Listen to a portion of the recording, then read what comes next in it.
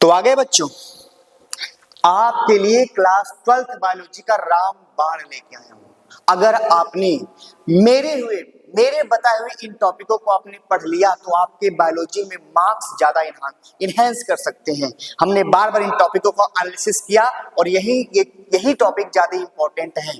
और तीसरी टॉपिक है बच्चों पूरे चैप्टर से, तो वीडियो पूरी लास्ट तक देखना और आपके लिए बच्चों पूरी तरह से रामबाण है।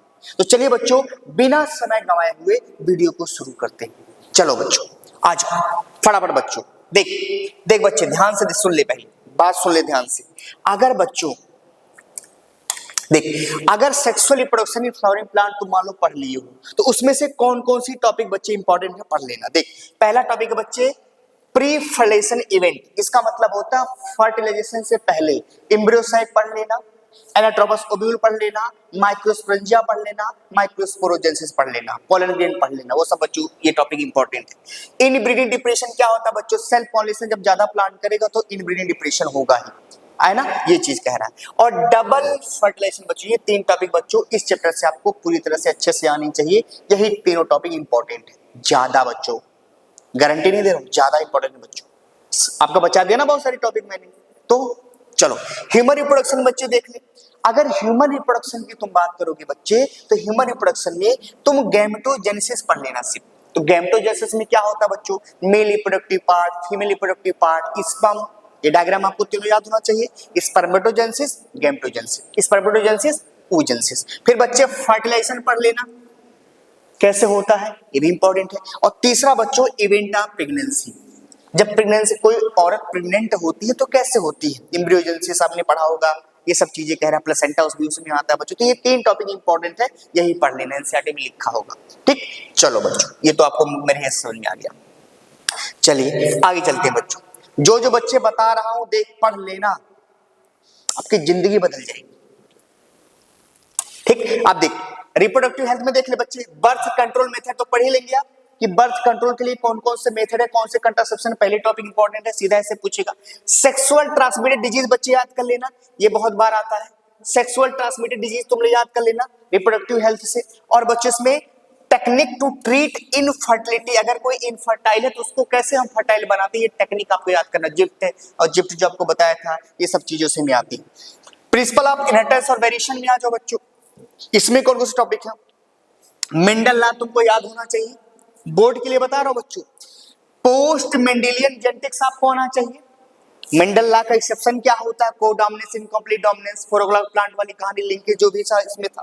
क्रोमोसोमल डिसऑर्डर आपको आना चाहिए बच्चों, कौन कौन सी बीमारी है, Turner syndrome, down syndrome, client-phrasal syndrome.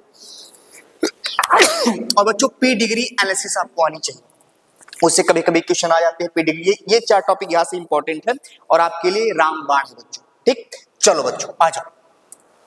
अब देख ले बच्चे, इसके बाद बच्चों अगर हम बात करेंगे मॉलिक्यूलर बेसिस ऑफ इनहेरिटेंस में, तो देख ले बच्चे स्ट्रक्चर ऑफ डीएनए तुमको आना चाहिए। स्ट्रक्चर ऑफ डीएनए तुमको याद होना चाहिए बच्चे। स्ट्रक्चर ऑफ डीएनए, ग्रिप का एक्सपेरिमेंट याद कर लेना, हर्शे-चेज का एक्सपेरिमेंट याद कर लेना, मेसेल्सन और स्टेहल का एक्सपेरिमेंट याद कर लेना, रेप्लिकेशन याद कर लेना, ट्रांसक्रिप्शन याद कर लेना, ट्रांसलेशन याद कर लेना, जेनेटिक कोड का साइलेंट फीचर याद कर लेना, लैक ओपरान याद कर लेना। अगर इतना आपको याद हो गया बच्चों तो मॉलिक्यूलर बेसिस ऑफ इनहेरिटेंस आपके मुट्ठी में आ जाएगा। ये बड़ी बड़ी टॉपिक बता रहा हूं, छोटे मोटे की मैं बात नहीं कर रहा हूं भाई, बड़ी टॉपिक की बात कर रहा हूं। ये अगर याद हो गया तो आप बायोलॉजी में फेल नहीं होंगे, अच्छा मार्क्स गेन करेंगे। इवोल्यूशन में देख ले बच्चे, होमोलोगस एनालोगस इंपॉर्टेंट है, अडैप्टिव एडिशन पढ़ लेना, हार्डी वेनबर्ग क्रिस्पर पढ़ लेना। इसमें यूरे मिलर एक्सपेरिमेंट भी पढ़ लेना बच्चों। यूरे मिलर मैंने नहीं लिखा है तो यूरे मिलर इसमें लिख देता हूं, यूरे मिलर एक्सपेरिमेंट बच्चों, यूरे मिलर एक्सपेरिमेंट ये बच्चों याद कर लेना। यूरे मिलर एक्सपेरिमेंट बच्चों पढ़ लेना। हो गया, चलो ठीक, आ जाओ बच्चों ये पढ़ लेना।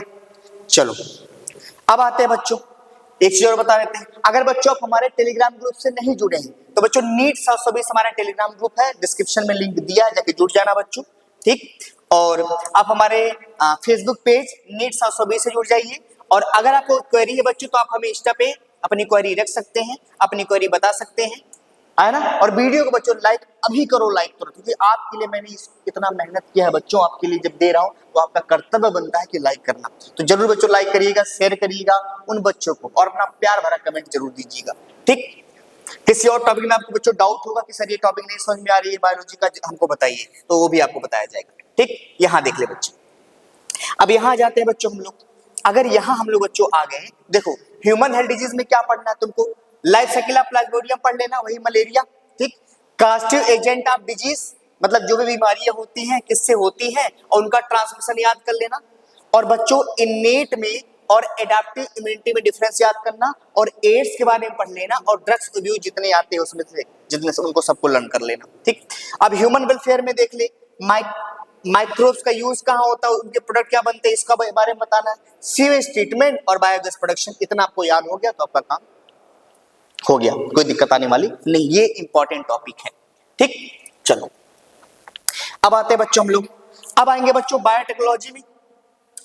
अगर आप बायोटेक्नोलॉजी की बात करेंगे, बायोटेक्नोलॉजी का, तो देख बायोटेक्नोलॉजी क्रिस्टल प्रोसेस में तुमको रिस्ट्रिक्शन एंजाइम का नॉमेनक्लेचर आना चाहिए, क्या होती है, कितने टाइप का होती है, इतना याद रहा, बहुत बेहतर हो जाएगा आपका।